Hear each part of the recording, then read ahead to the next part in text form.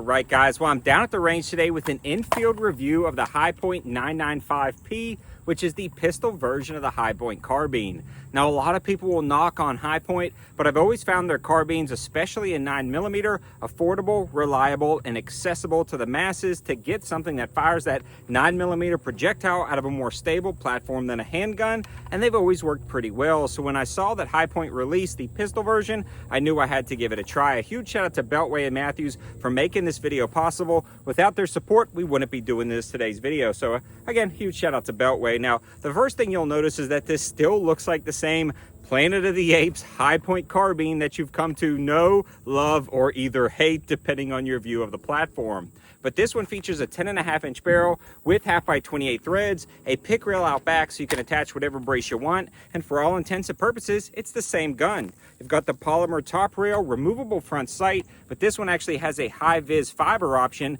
pick rail at the front to add whatever AFG you want, no vertical grips because this is a pistol, and you have these standard controls. What I found the most reliable magazines to be are actually the Red Ball mags. Now, Red Ball, I think, is the only company that Hi-Point actually does recommend for their particular pistols, or in this case, like a pistol rifle combo, depending on which version you buy, and they seem to run reliably. This is still the same single stack gun that you've seen before.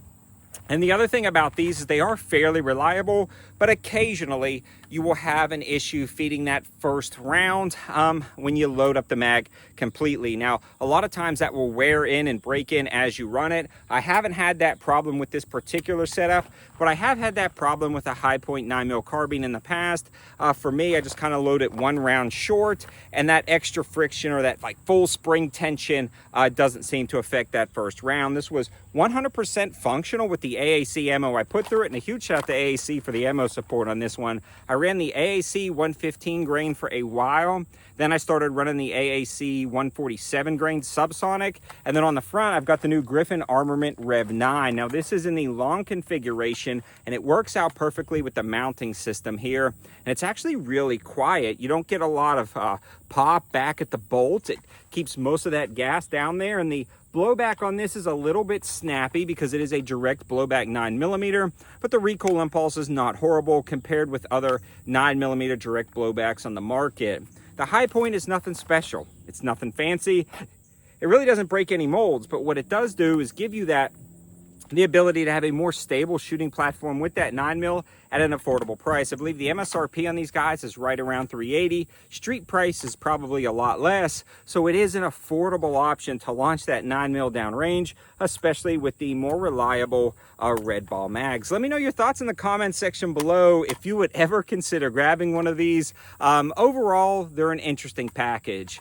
With the price, though, of AR9s dropping day in and day out, some as low as $4, it makes it a little bit harder to justify something like this when you do have AR9s out there with M-LOK rail systems, Glock mag compatibility, and brace options already on them for right around $4.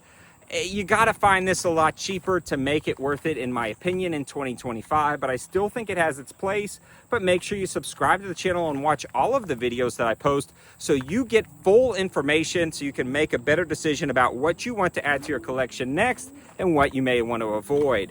Cons, it's a little bit heavy, no double stack mags, limited capacity. The reliability is pretty decent, and the pros would be it's affordable. It works. It works pretty much every time you pull the trigger.